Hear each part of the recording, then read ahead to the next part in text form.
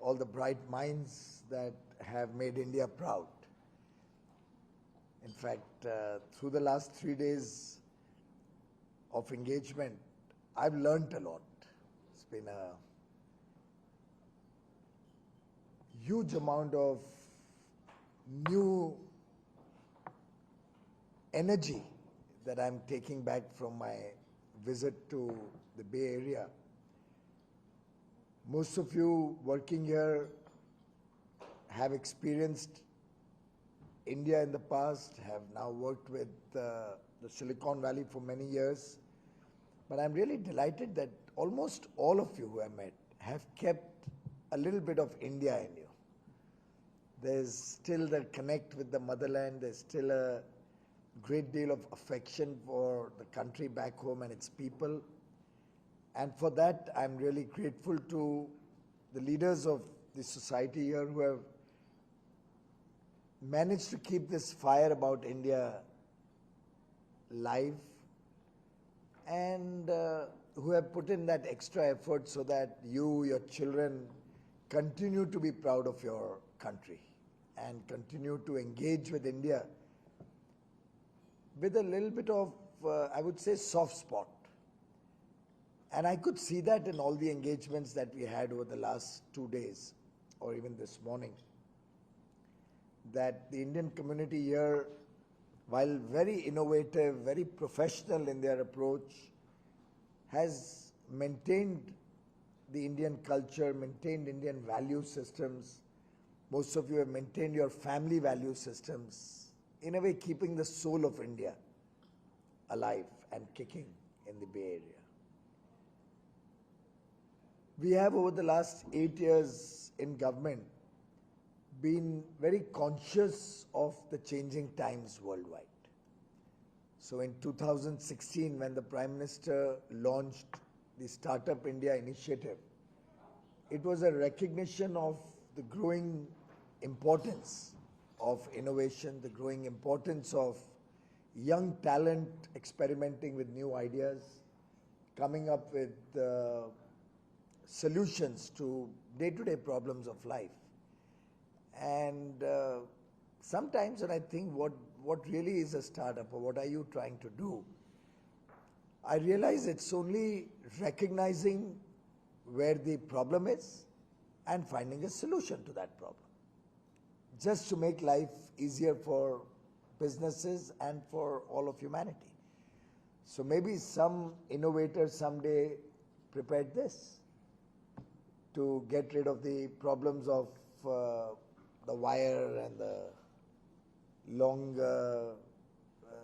cabling all over the place whenever they had to record. Must have been just somebody who did that. I won't be surprised if one of these days we'll actually see what we saw in the movies in the old times, the automobiles coming right up to your 30th floor apartment and parked there, and you walk out into your home. Which movie was that? I failed to remember, but there was a movie around this.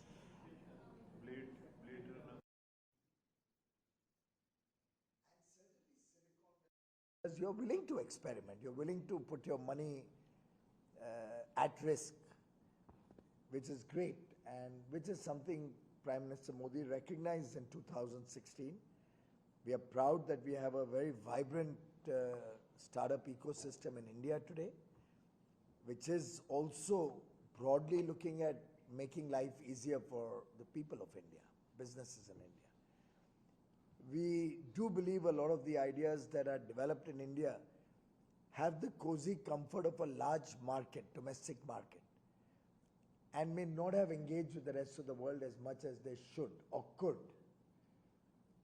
So that's another area which came to my attention during the course of the last 3 days, that we need to have more opportunities for our Indian startup ideas to be able to look at global markets.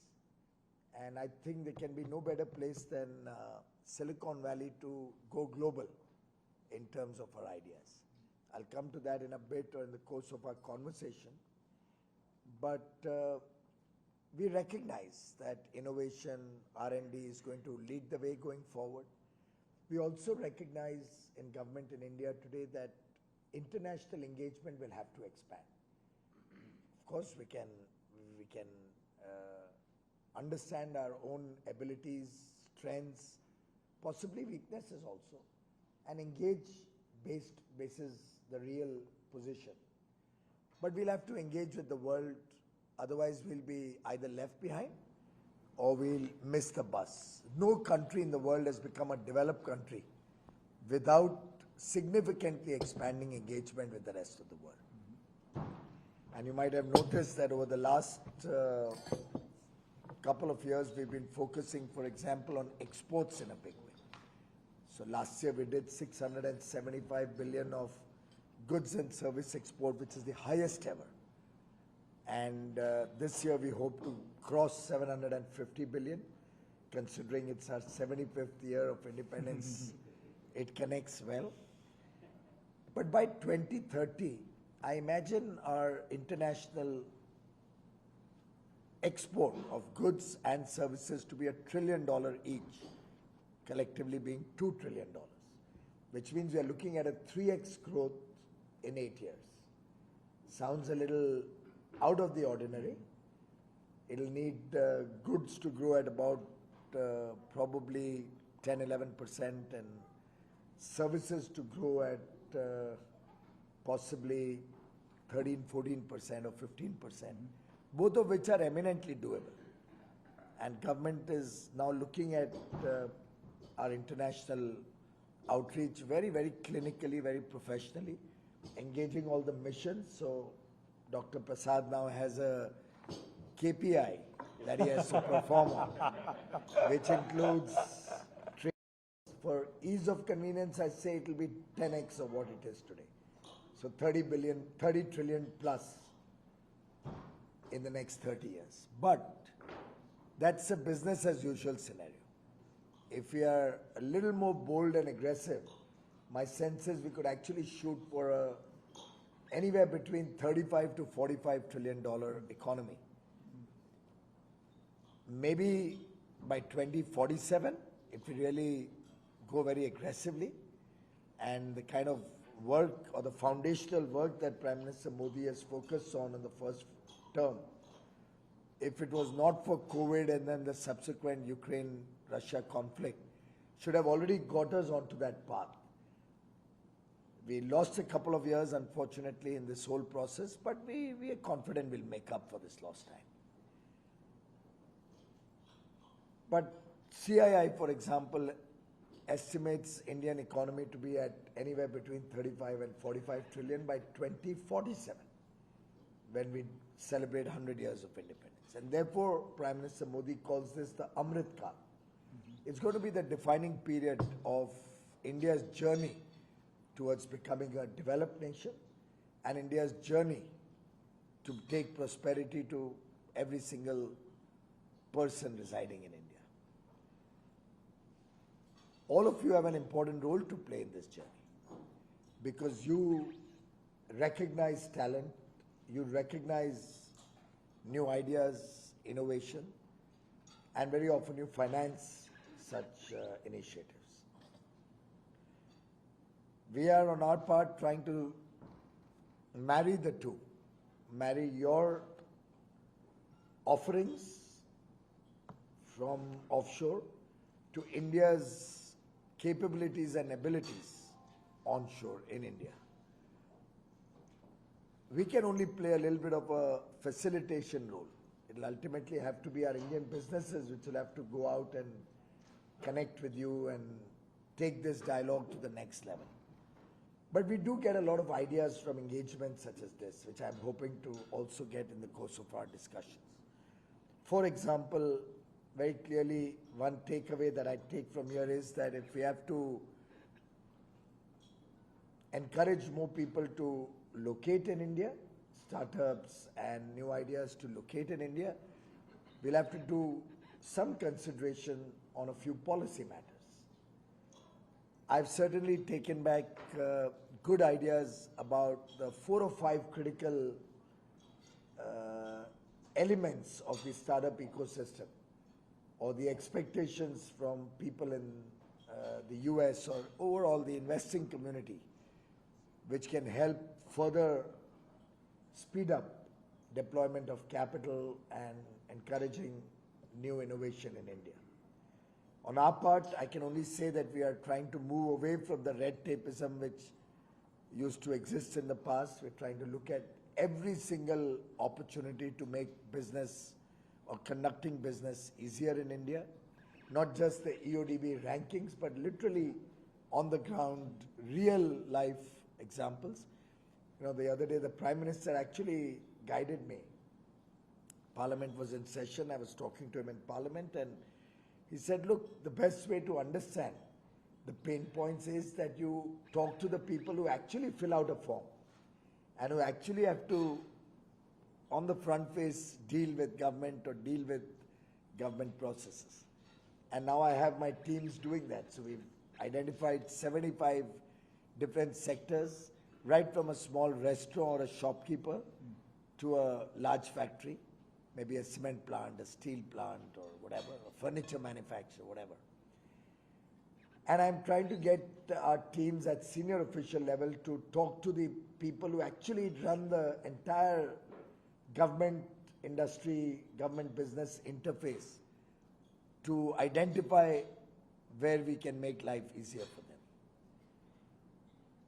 So our idea is that the old days of policy paralysis move to a more proactive engagement with all of you, bring in greater degree of policy certainty and predictability, see where regulatory processes also need to be more aligned with what's happening in the West or in developed economies. The old ways of working, the bureaucratic ways of working are giving way to technology and transparency in a big way, which I think is the best way to bring honesty into systems. I think a combination of understanding where technology can play a role, particularly with transparency thrown in, can transform the way government works in India. And that's the effort we are trying to do. You've seen some of that in our initiatives like UPI. It's government funded but privately led and turned out to be a grand success. I think the India stack will probably land up creating 40, 50 unicorns, if not more. And maybe some sunicorns also, or decathons they are? Decathons. Some decathons. Sunicorns are on the way. But yeah, some more decathons in the fintech space. Similarly, we are, again, in a public-private partnership mode, looking at the open network for digital commerce, which I personally am very committed to and I believe will transform e-commerce in a fashion that will help small mom-and-pop stores also survive and save jobs, save entrepreneurs in a big way. Something which I think the US lost out on. It's now very difficult to find a truly mom-and-pop store now, except maybe in some tourist places where you could have a small niche designer store or something. As a country, the 1.3 billion people present a big market opportunity, because that's an aspirational India today. What with the advent of internet across the country, we have mobiles powering knowledge and information to our people. We already have 2G across the country. 4G almost covers more than 90% of India. There are about 20,000 villages out of 600,000 villages. Cities and towns are all covered. It's these remote villages, some of them in terrorist area, infected areas or mountainous areas, where we have just now sanctioned $2.5 billion in the cabinet to set up telecom towers and maintain them for 5 years. We are funding that from government so that the last 20,000 villages also get 4G connectivity. And on 1st of October, we are launching 5G in India. Well, I shouldn't be commenting on the country I'm sitting in, but I do believe with my own experiences of the last 3 days that things haven't changed much in the telecom systems here over the last few years. Experiencing such advent of technology through the country. Incidentally, we are also taking broadband through optic fiber across the length and breadth of the country. But on the one hand, technology, but on the other hand, we are also moving on welfare measures to get more and more people assured of a basic and decent level of comfort, the basic needs being met, electricity, gas connections, toilets, good homes, internet connection, as I mentioned, roads up to the villages, right up to the villages, high-speed highways to connect cities and towns, good airport infrastructure to provide connectivity across the country, upgrading our railway systems, our port systems, so that we can do much more, greater degree of trade. All of that is happening.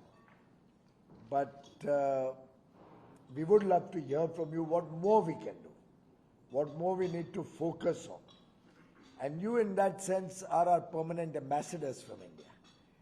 What you can share with your experiences to us, for us to reorient our own policies and philosophies, and as ambassadors from India to the US, what you can convey to the businesses here in terms of opportunity in India is a very important role you all play. You have a unique positioning as the connect between the two.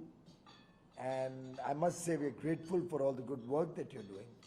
And I do look forward to your continuing this effort and this engagement to bridge India and the United States businesses, people-to-people contact.